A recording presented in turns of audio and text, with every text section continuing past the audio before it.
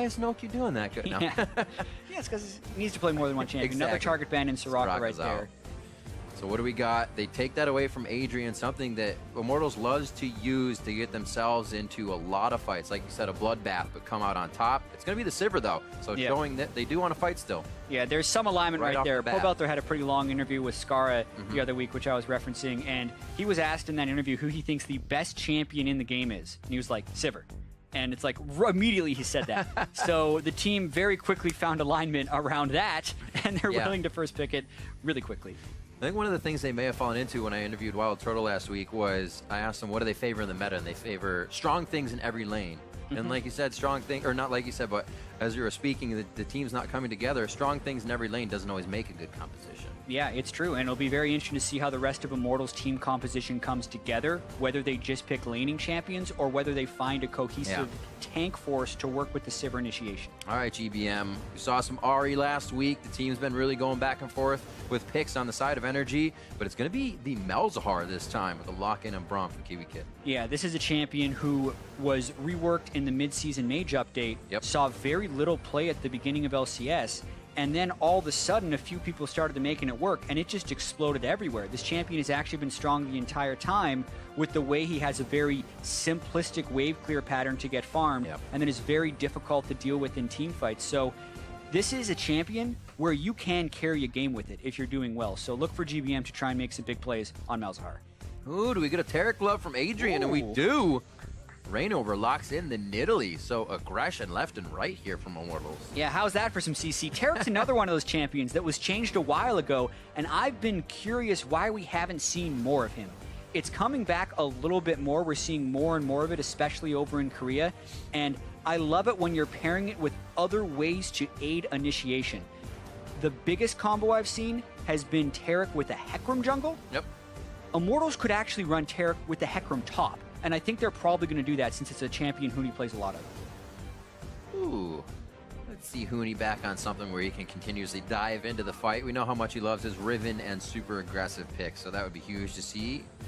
Probably won't be that Rise as we already have a Malzahar in the match. And what will they decide to pick here? Maybe leaving that top laner up. Quas usually gets the counter pick for the team. Yeah. So we'll get that jungler in Graves. And especially for Immortals, who has traditionally been the top lane focused team, this split it's been a little bit more about the mid lane, but it makes the most sense for NRG to be quite non-committal with those last two picks, since they've already locked in a power pick mid laner. Even if it wasn't against Immortals, it would still be the smart call to leave the last pick for Quas for the counter.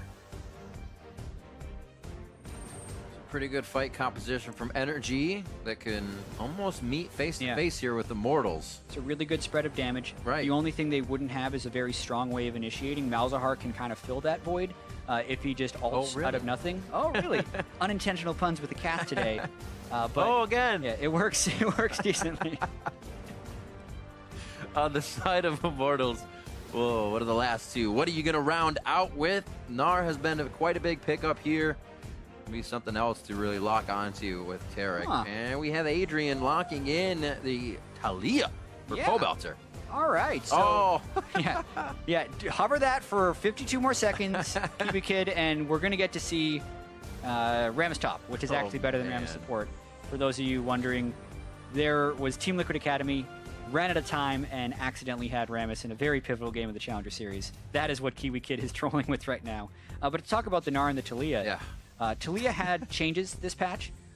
Not sure if those are necessarily nerfs or buffs. The targeting paradigm on the knockaway is different, so you can actually combo your spells a little bit faster. A little quicker, right. But there are some other nerfs to Taliyah to kind of equalize those things. And Gnar is something that Huni found a lot of success with last week, but because he's picking up blind, I think he was probably a little bit worried about picking Hecarim, although I feel like that would have synergized much better from a team perspective with the Taric. He is ready to go. Well, Immortals bringing out the Taric this time. They waited a long time to switch that to Maokai. Quas have. And he is going to choose the Maokai. The tree gets a little bit of playtime for himself again as well. Well, that pick is really not picking for the lane much at all. No. But it's definitely picking for the team fights. It gives NRG a very strong tank line, very reliable ways of initiating, and is just basically a team fighting powerhouse as far as it goes. Whereas you look at Immortals, when they have stuff like Taliyah for the roaming potential, and even Sivir for the move speed, not to mention an Italy jungle who's not that great in team fighting. Yeah. Immortals is going to play the map a lot more than NRG, and it's going to be about NRG trying to force team fights when they're not too far behind. When you go into that game hoping for Cloud Drakes now, and you're like, let's get that macro game under control. Gotta go fast. Gotta go super fast. The records show that this is going to be an uphill battle. The 13-1 to a 4-10 right now. Immortals versus NRG about to get themselves onto the Rift. We see the picks and bans pretty solid from both teams. Cohesive in the fact that they want to get something done in either fighting or disengaging. Both teams showing fight this time, and that's what we like to see. Yeah. It's going to be a good match. I think so. I mean, Immortals still has one of those things where they're not the most reliable as far as initiation goes, but they definitely have the tools to snowball ahead of the game. We'll see what happens. These teams are loading in and need your support over on Twitter. Tweet using the hashtag IMTWin or the hashtag NRGWin to back your team as they get into game. It seems like we have a lot of NRG fans in the house here, hoping that NRG continues through these next 4 very tough games against top teams in the LCS, hoping they can grab a playoff spot. And we're about to be onto the Rift to see if Immortals has anything to say about it. Yeah, it would be an incredible run if NRG could go through the top tier of the LCS to make the playoffs. And if they did that, you'd actually have to consider them as a contender. So, like, if you're trying to motivate NRG to make these last 2 weeks really matter, you have all the tools. Like, they're playing against playoff teams right now. So if they win in, they'd have so much confidence going into the playoffs. But like you said, that's actually fairly unlikely because they're 4-10 coming in and because they haven't been able to gel throughout the season, where Immortals has gelled throughout the season. And they're the ones that already had the playoff bye. But as we say, both these teams have stuff to play for. Immortals wants to go as undefeated as possible, so they have a chance of taking the #1 seed away from TSM in the playoffs, and that's what they're looking to do here. It's one of those times when, man, wins here really matter, more so in the beginning of the split. If you took pressure off, if you got this win early, you kind of be able to sit lax here. But now there's even more pressure. You have to force yourself into one of those playoff spots. Here teams are going to test might a little bit in the river as they head back and forth. Prolific visions over onto Pobelter as they know they're not going to be able to finish pretty much anything off here. All that to get 1 ward on the Gromp for NRG, which is still relatively effective. They didn't die for it. They didn't lose any summoner spells, and they only took a little bit of damage. They incurred some risk to get that level 1 off, and what it does is it somewhat secures knowledge for the lane swap, because if a duo lane is doing the safest lane swap strat possible, they would either invade you to stop, or the safest one possible is just do their own camp, and they can stop them from doing the Gromp since they have vision of it. And even with the ward here, they know they're not doing that, so they're actually 1 or 2 men invading to try and stop this jungle path, but they're a little too late. Seems like they break off. If they were to see more, maybe the potential kill, but now he can get back and potentially not miss any. So good timing there from Oku. Seems like OQ. I'm going to keep messing that up, and I don't know why. Yeah, something a little peculiar happened right here. Basically, a lot of times you expect the jungler to stop on what is the weak side, which is where the top laner is going to be swapped against, so that he can clear that jungle right away and then move on to the rest of the map. Here, that's not where Reingover started. He started on what is his strong side of the map, and now he's going late to his weak side. So if he's a little bit low, he's in danger of getting invaded by Santorin, but that would require KiWiKiD to be there to help with the invade. Normally, you could just 2-man invade this and then prompt a dive on the top lane, but it actually looks like NRG's going for a delayed 2v2, and they're going to lane Braum with Maokai. And Santorin's going to do the invade, but he just doesn't have help. He's going to see the pathing now of Reingover. This may actually be taken out. Reingover has smite, can't get into range as Santorin plays kind of goal side to that. And Reingover on Italy, out of blue.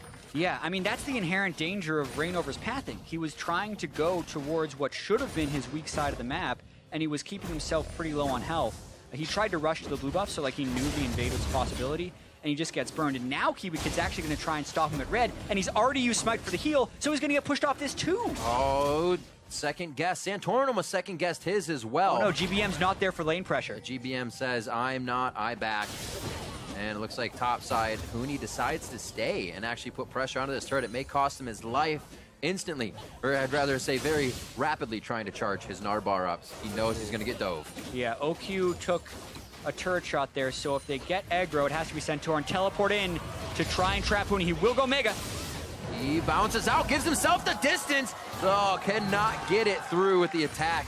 Looks for OQ on the wallet. Yeah. Doesn't even come through. I actually think this is a pretty heavily mismanaged early game by Immortals. They had the early game knowledge, but they started with the greedy jungle path, and maybe just because NRG seemed so random in what they were doing with the way KiWiKiD was running around, but because Santorin's invade worked, Huni then didn't respect going off the turret. Right. He did technically deny assist gold on first blood, which is about 200 gold he denied by only dying to OQ. But it's not like you're denying that much when you give first blood to the opponent 80 carry. So great start for NRG. So we'll see this one more time as it comes in. Immortals or Huni rather, trying to draw this out. Yeah, he knew Santorin and Maokai were coming in from behind, so he was dead either way, and he thought maybe I can get a summoner spell or a kill. He gets the heal, and he denies the assist gold. As far as being in that exact situation, he got a decent output, but he shouldn't have been by that turret. So, looking at what Immortals could have done, what's the result if all of that worked? The strong side to weak side, how far do they actually come out ahead if it works? So they actually would jump a little bit because they basically get to control 3 quadrants of the jungle. Okay. At the very start of the game, Adrian invaded the blue buff side of NRG, and that would have technically denied that from Santorin. And then if Reingover can clear his blue before Santorin invades, Santorin would have lost out on a lot of time, and Reingover would have supercharged him, which is like something Reingover is usually really good at predicting, because once he gets a small edge on the enemy jungler, he will cycle through the enemy's jungle over and over again and never let that guy catch up.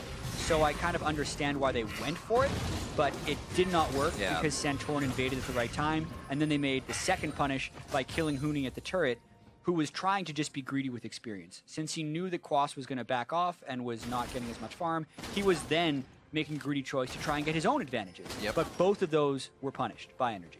Bit of the backfire there for Immortals. Good CSing by Pobelter in mid, and a bit in the jungle as Reingover continues the power farm. Keeps him up in gold, but it's very, very little right now. So anybody's matchup. Lanes have swapped back before any turrets were taken down, especially after that dive. You figure they would have taken top, but no go. We're into standard lanes now. And this now becomes a very difficult lane for Wildturtle and Adrian.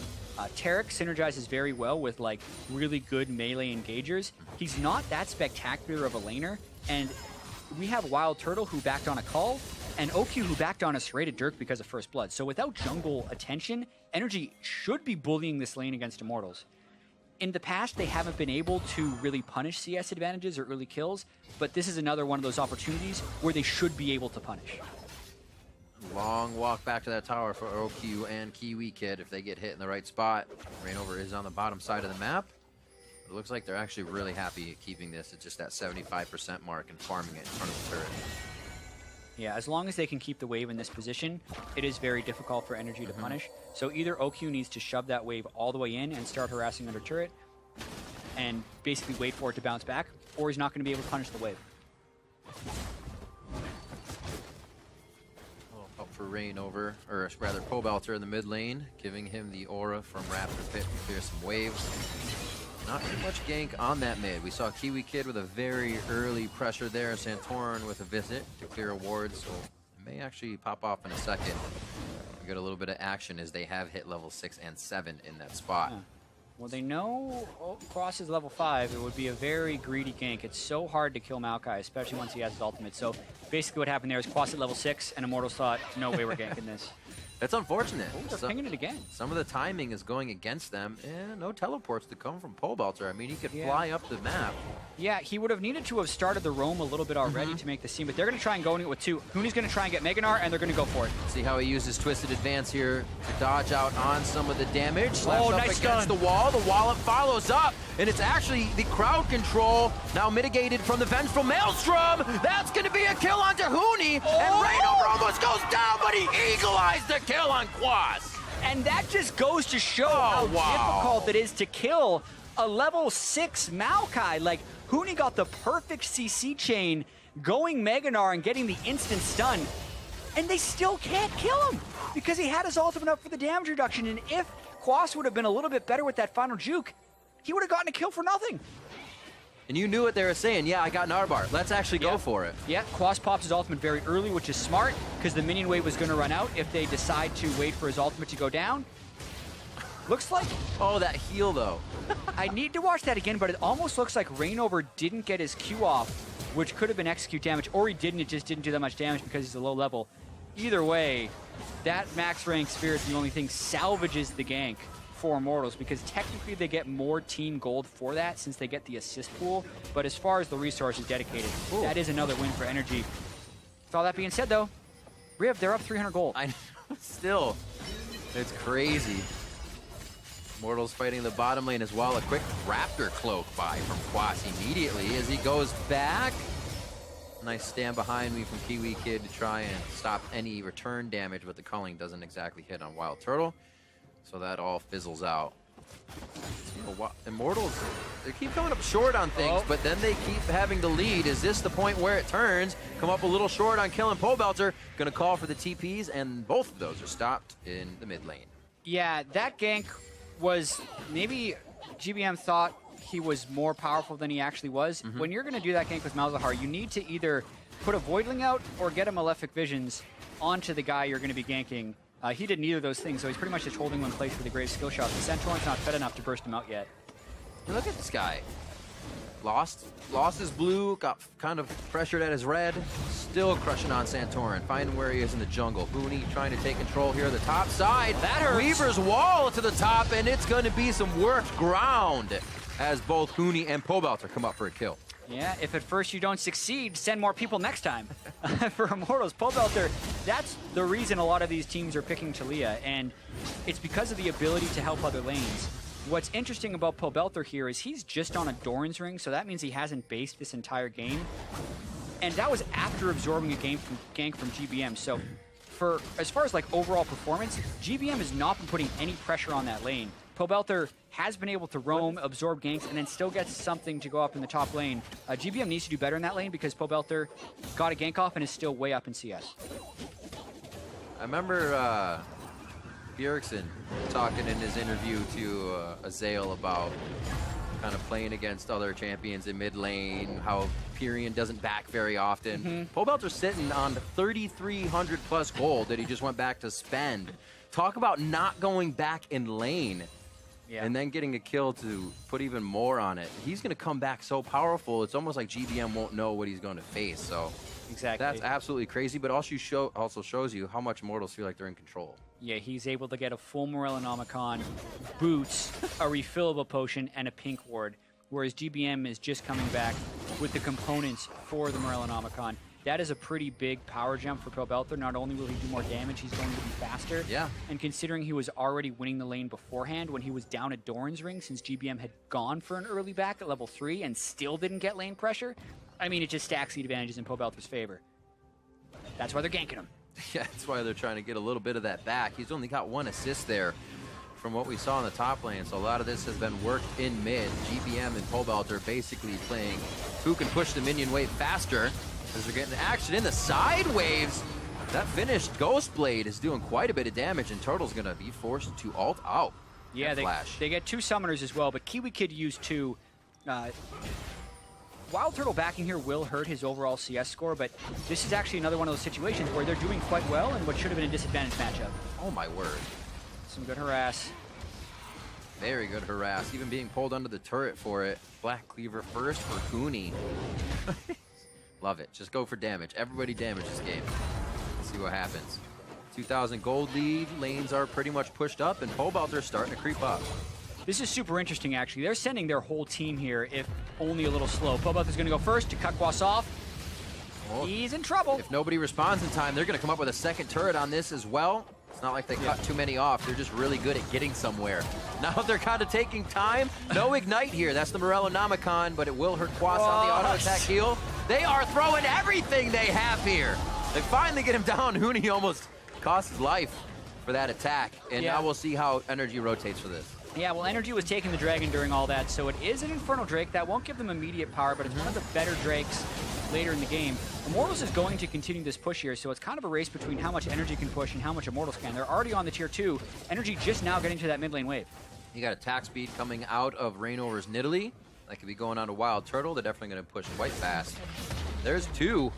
No turrets yet on that bottom side that are trying to be pushed. No turrets actually for NRG yet at all.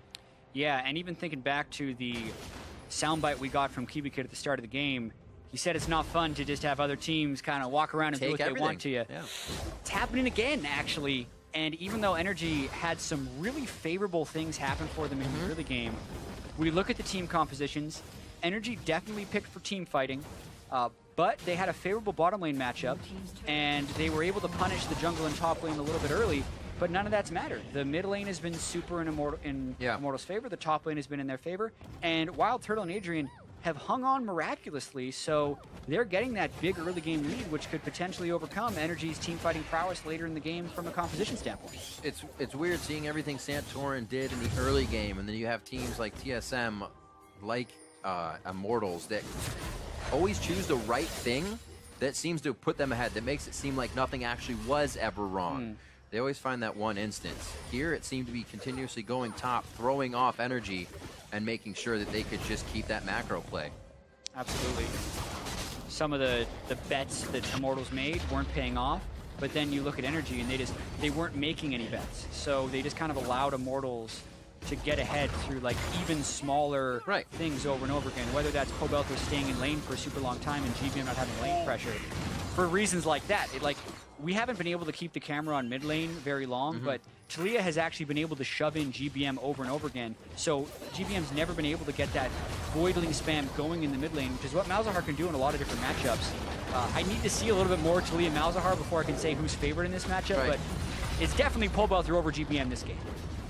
Pushing the wave, controlling what's going on, you are absolutely correct. Usually we see someone say, hey, I'll just click Victor, laser the Malefic Visions, we'll be good to go, be able to do everything, but he's doing it here, continuing to volley, work the ground, and keep the minion waves pushed. 154 to 124, a bit of a lead for OQ in that lane. If they can get him into some fights, we'll see his power that Youmu's almost taking out Wildturtle in a few instances already.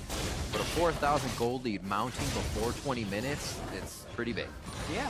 The one thing NRG has is the Infernal Drake, and they're probably just going to try and stall it out. Like, once GBM, he already has a few items, like he will be able to clear the wave. Unfortunately, he's already lost his first turret, and the team itself is down 4, so like their defense is already mostly broken, but really late game, it's still super hard to push into Malzahar. So at this point, that's kind of what NRG has to rely on, and that's kind of been a story of their season. It hasn't worked very well, but they still have a chance. Quas gets a good ultimate, mitigates enough damage. That's what you kind of get Immortals, or rather who your opposing team would be, to take that one step forward, to push a little too hard. NRG looking for that fight now, but also trying to look to break down some of these outer turrets. Gold sitting right in front of them the team can pick up. Just so hard to get with full 5 Immortals members on the map right now. Infernal Drake is going to be next again. Probably something the teams will be going after. No Zone actually goes down this time. The knock, wow, they used quite a bit. 4 ultimates to get that down. We're going to see a TP from Quas actually stomped on that as well. Yeah, they got him though. They used 4 ultimates for it, and the question would be whether or not Immortals is in position to punish and do anything about that. And I don't think they immediately are. So that is a decent-sized win for NRG to go for that. The punish is going to be Reingover, which I think will have longer-term implications. And that's another one of those things. Immortals always kind of having the right response. Huni, that will be his. Like you said, the right response. Like something happened, well, this is the correct way to get out of it. Grab Rift Herald, and it's actually a long one. It's almost like they put these things in place. Not that they had that in mind, but they're saying, if anything else happens, now we can rely on the Rift Herald push from Huni. We'll be good. We saw that we actually had an opening there. Always adapting, always making the other teams react, and it's a really tough place to play from. Yeah, Immortals always able to keep the pressure up since they've been on the LCS. Huni getting better and better at this Gnar. Gnar's an interesting pick. It hasn't really caught on in many regions outside of Europe, where it's literally being banned in a lot of European LCS games. I've actually found, this is a bit of a tangent, but I've actually found the global meta to be so fascinating this year, because in years past, at least kind of season 4 and 5, they're going to go for Santorin. He has to burn flash to dodge the turret stun, and I think Immortal's actually going to get this turret. But in years past, everyone's just been like, you know what? Korea is the best. We're going to try to emulate Korea as much as possible. Right. But then last year at the World Championship and this year at MSI, I think throughout those tournaments, it was kind of shown that the Korean meta that they developed throughout their split wasn't the best strategy. And Korea actually adapted mid-split and then still won because they have such amazing teamwork and like coaching structure and infrastructure. But the fact that Korea's read on the meta hasn't proven to be the best is giving a lot of these other regions freedom to believe in themselves. And it's created these pockets of meta picks. Like in the spring split, it was NA with ranged supports. In EU, a little bit of it is Gnar. And even this week, the emergence of like this Kassadin Fiora 1-3-1 composition that has terrible wave clear early game, but teams are getting away with it. And I just can't wait for that to interact kind of on a global stage, or even when some teams take a pick from another region and bring it into this one. Because it's proven success somewhere. Therefore, something about it's got to be good. Oh, Q. I don't know if he's going to like this fight too much. Oh, actually the boomerang missing. Doesn't let Piper charge up well enough. This is going to be a kill onto Huni as they go in for it. Wow. Oh my goodness. Going pretty hard. They'll get him on the slow. They make sure it reaches the wall. But I love that conversation you're having, because there used to be worlds where it'd be Triforce. Everybody built Triforce. Pobelter's going to go down as well. Oh no, Pobelter doesn't go down. Adrian, he tries to get there in time, cannot save him. Onto KiWiKiD now. Quas under the turret with tank on, and it looks like he's going to be able to get out of the turret range. Back and forth with the aggro of the turret as they find Immortals members, and now the question is, does Immortals know the right way out of this one? Yeah, and as we're in this la-la land of discussion about meta picks, NRG actually makes a very big play to try and get themselves back in this game. They catch Huni. Immortals all try to use their movement speed abilities to get there, but they don't do it in synchrony, so they come one by one. And then NRG is quite honestly able to get a lot of kills. They can get the turret after that and then still push out waves, and they substantially close this gold gap. This is when you think you're actually going to have the upper hand. I've caught their AD carry out. All right, everybody move into position. It was careless, though. He missed that boomerang on OQ, which would have pushed him back. He does a good job of delaying this one, but maybe that just baits the rest of Immortals to thinking they can come at him because they're able to burn the Braum ultimate and they think they can kind of turn this. So now watch Pobelter. He's actually spotted by wards, so NRG knows this is coming before the ultimate comes in, and he can't get enough damage to kill off anyone. And in the split second before the Taric ultimate would trigger invulnerability, it's a 2.5 second delay. Pobelter goes down. So Adrian's ultimate is actually useless, and since Pobelter's dead, Wildturtle, who snuck in under the turret, doesn't have any damage to help him off. So it's just this chain of events that consistently go wrong for Immortals, and it allows a lot of energy to pick up kills. And it's Santorin who gets 3 of them. They got a lot of physical damage is going to be coming through with kills, and they're going to look to make that happen for some turret kills, I think. At 3K down, can they make Immortals play reactive, however? Top lane already being pushed by Turtle, giving NRG something to play with on the plate. They have to take care of that. Bot lane's also being pushed. So Immortals are saying, look, backs against the wall a little bit. This is the room we can give ourselves. Group after that and get the wards in. So side lanes are being pushed here. 21 minutes in, NRG kind of bite back a little bit, but I don't think they're in kind of any range to engage for themselves. Still very, very strong Pobelter. Huni is still gigantic in that top lane. NRG has a little bit more work to do. They're definitely not in a rush. Nope. One thing that would need to happen, which is going to be really hard for NRG, is to get Quas to a place where he can be a meaningful tank in a team fight. He's fallen very far behind in the lane phase, and because he's up against a Black Cleaver Gnar, it's also hard for him to farm. So if he can get to a place where he's a meaningful team fight tank, then NRG can realistically come back in the game. That's going to be very hard to do, and Immortals is going to probably move towards Baron and Dragon control throughout the next 10 or 15 minutes to try and make this lead insurmountable. Just thinking of what else in that top lane, maybe a Trundle or something. Maokai's working. Just interesting to see NRG, how they go from week to week, changing picks. Thinking the Maokai will be good here, and it is. You're going to get rushed on by Immortals, so why not try and mitigate that damage with Vengeful Maelstrom? Interesting to see what their thought process is as they come in from week to week. Words. Still looking for 5,000 gold to put in their pocket here to even up the game. Last fight looked good, but you can see even they know they took that on an advantageous kind of gank. Yeah, I will say that at least for Immortals, the Taric hasn't worked out for them yet. Adrian hasn't been able to make any nice-looking plays, so basically they've gotten a somewhat weak lane and ineffective ultimates in team fights. The potential is there if he can get it on Reingover or Huni as they're diving in, or even on Pobelter, but he hasn't been able to line up those really big delay abilities in the right fashion yet. And that'll leave the window open for NRG to continue to stall this game. Talked about the wave clear earlier. Seems like they're doing a pretty good job of keeping it just past the second tier area. call out the heal from Wildturtle. Or rather. He niddly healed to help him a little bit there. I was like, wait a minute. Oh, yeah. Spell. He was in range.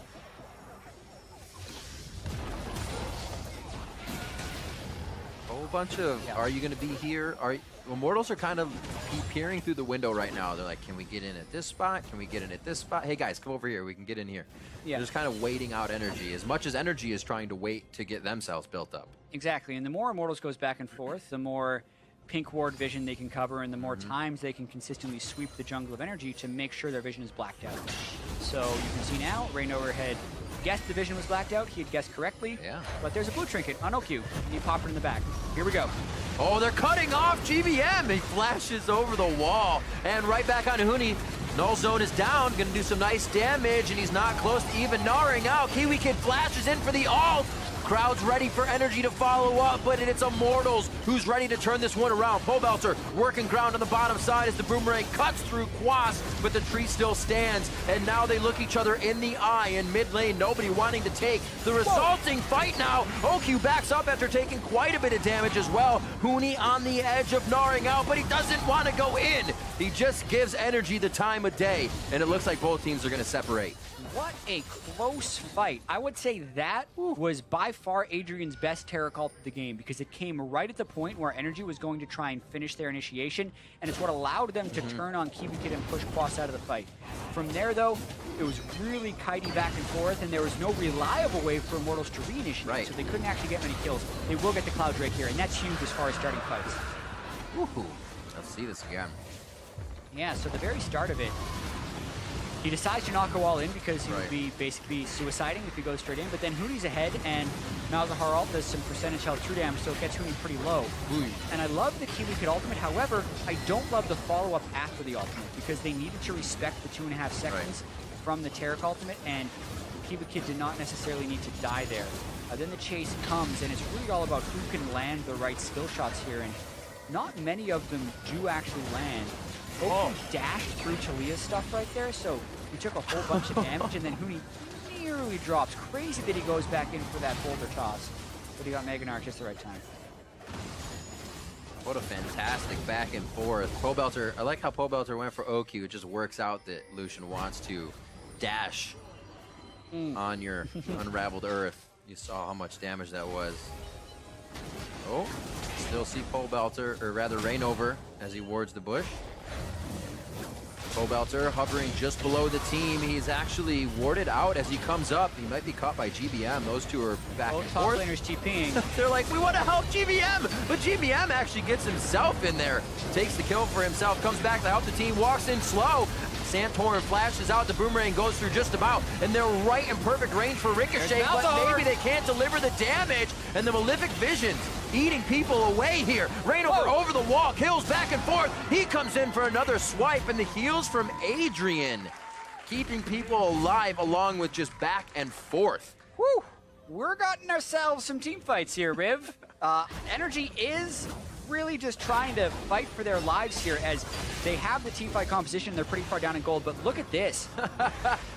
He tries to hop off, and GBM's just chilling there. This time he is able to prep the Voidlings before his ultimate, so the Voidlings actually hit during the ultimate and can kill him.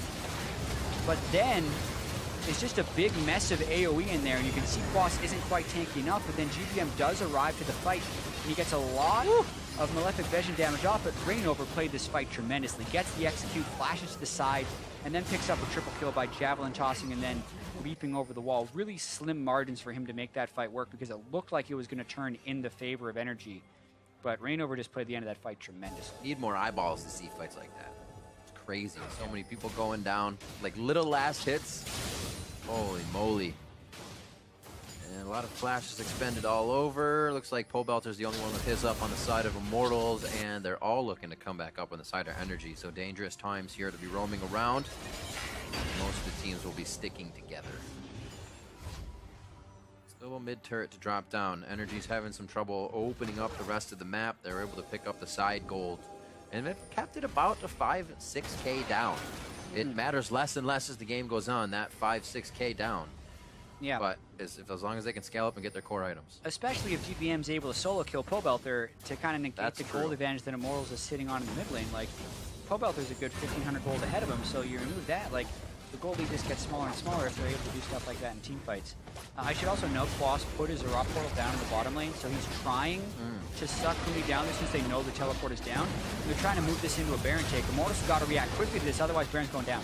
Quas is Huni rather is gnarred out right now. He's got a long walk to go. It's going to be a bit of a staggered approach here from Immortals. They should be able to get it, but the exit may be a little messy. KiWiKiD is low. Reingover looks top, but then he knows the priority targets are in the pit. That's going to be KiWiKiD down. Flashes, like I said, are down for energy. This is going to be a tough fight to exit, and Huni knows he can get to the back line. Starts slowing down OQ, but OQ tries to return the favor and get a kill. Pobelter taking down GBM, gets a little bit of retribution for himself from last time.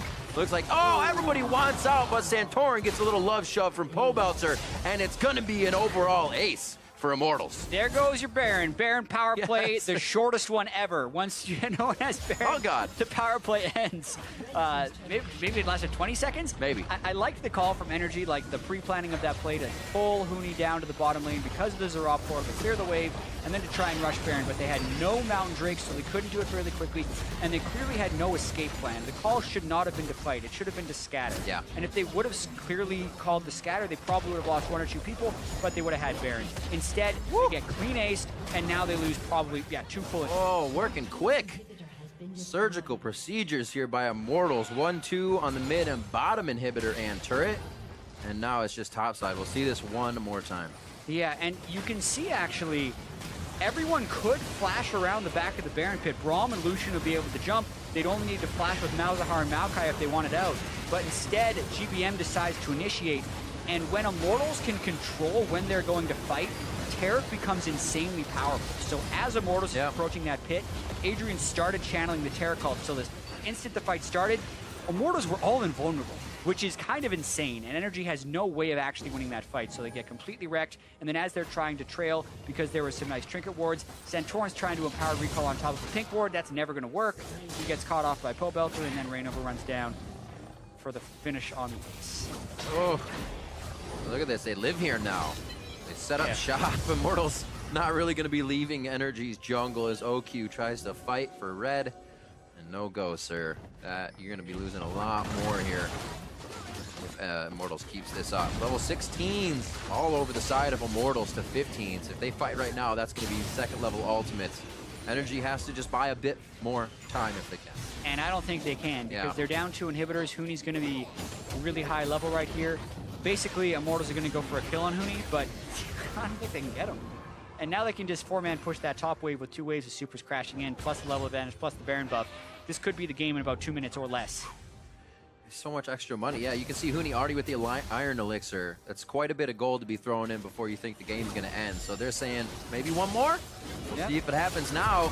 Teleport from Quas just from the bottom lane. They got to get there now, and they got to make it fast. KiWiKiD is not going to live. He gets hit by Pobelter as he volleys away. Quas is also forced out. The toughest guy can't even stand on the front line for the back line to do damage, and Immortals just have a hold in the game. Yep.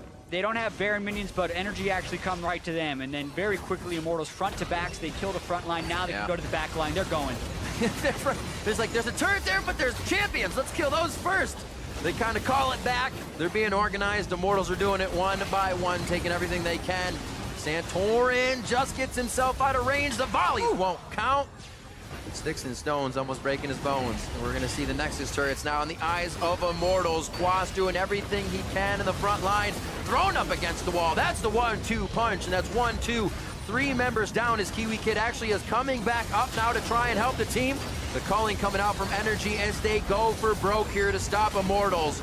But it's only so much they can do. Immortals ahead right now. 4,000 gold is really all they've needed to keep control of the game. And they're just padded stats cap. That's fantasy points are trying to come through right now. Saying, Santorin, you are doing nothing in this base, but we do want to kill you. There's the Nexus. 18-10, 33 minutes in. Game 1 goes to Immortals. Yeah, and it was a little bit dicey at times, but quite honestly, even after some of the rough things that happened during the game, they never really faced a gold deficit. Immortals was always able to keep the pressure up. They punished NRG when NRG tried to make their one big play of the game.